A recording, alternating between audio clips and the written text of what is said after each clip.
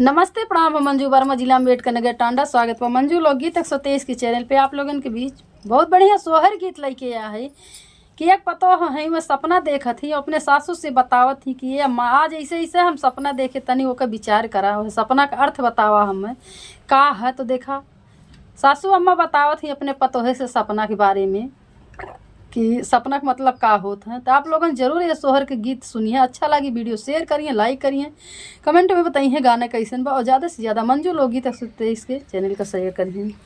सभी दर्शक का नमस्ते प्रणाम। हम नीलम धुरिया, टांडा जिला अम्बेडकर नगर से। तावे सुने सोवत रहा मैं अटारिया हो सपना, एक देखा हो सपना, एक देखा हो।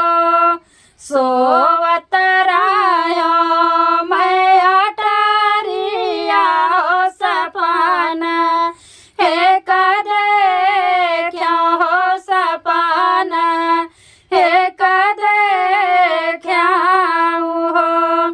हे मोरी सासू सपने कई करा, त्यों विचार हो सपना, बड़ा सुंदर हो सपना, बड़ा सुंदर हो। हे मोरी सासू सपने कई करा, त्यों विचार हो सपना, बड़ा सुंदर हो सपना, बड़ा सुंदर हो। पहिला सपना सासू देखा हो मैं पाही ले पहारावा हो, मैं पाही ले पहारावा हो।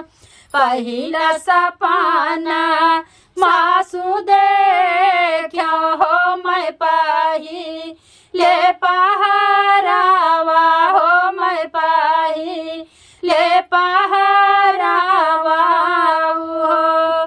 हे मोरी सासू अम्मा के घवदिया, हरि के हाथ हो चरावा, हमारे डाराई हो। हे मोरी सासू अम्मा के घवदिया, हरि के हाथ हो चरावा, हमारे डाराई हो। जवान सपनावा बहुहर देखी हो सपना, बड़ा सुंदर हो सपना, बड़ा सुंदर हो। जवान सपनावा बहुहर देखी हो सपना, बड़ा सुंदर हो सपना, बड़ा सुंदर हो। हे मोरी बहुहर अम्मा के घवदिया, तोर लाला नावा हो चरावा, बीच गलाई हो। हे मोरी बहुहर अम्मा के घवदिया, तोर होरी लावा हो चरावा, बीच खेलाई हो।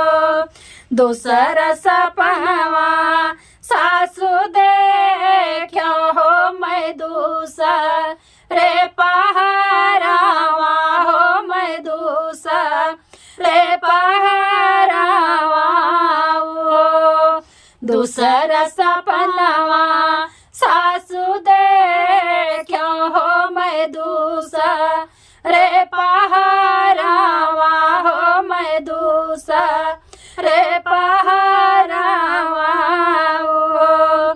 हे मोरी सासू दहिया के कटोरिया, हरि के हाथ हो चरावा, हमारे छिरकाई हो। हे मोरी सासू दहिया के कटोरवा हरि के हाथ होया चरवा हमरे चिरकाई हो। बभन तोहाए वही नारायण है सुना हो, मोरी बाऊ हरे सुना हो, मोरी बाऊ हर हो। बभन तोहाए वही नारायण है सुना हो, मोरी बाऊ हर है सुना हो, मोरी बाऊ हर हो। हे मोरी बाऊ हर दाहिया तो बाटे अमृत धारा हो अमर राह लाला नाऊ हो। हे मोरी बाऊ हर दाहिया तो बाटे अमृत धारा हो अमर राह लाला नाऊ हो। तीसर सपन सासु देखो हो मैं तीसरे पहरावा हो, मैं तीसरे पहरावा हो।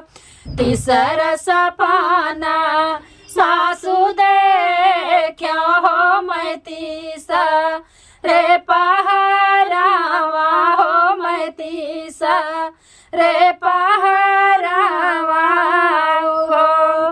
हे मोरी सासु सोनवा कैसलैया ननदी के हाथे हो वै पूता लाबनावाई हो। हे मोरी सासु सोनवा कैसलैया ननदी के हाथे हो वै पूता लाबनावाई हो। ननदी तोहारा कै लक्ष्मीनिया हो सुना हो, मोरी बाऊ हर है सुना हो, मोरी बाऊ हर हो। ननदी तो घर कै लक्ष्मीनिया है सुना हो, मोरी बाऊ हर है सुना हो, मोरी बाऊ हर हो। हे मोरी बाऊ हर पुतला तो लाला नावा हो ससुगा रसुरतिया हो। हे मोरी बाऊ हर पुतला तो लाला नावा हो तसुगा रसुरतिया हो। मैलव मंजू सोहर गावे हो तगाई के सुनावे हो तगाई के सुनावाई हो। मंजुआ नीलम सोहर गावे हो तगाई के सुनावे हो तगाई के सुनावाई हो। हे मोरी बहिनी तुलसी पे दिया ना जलावे हो अमर फल पावाई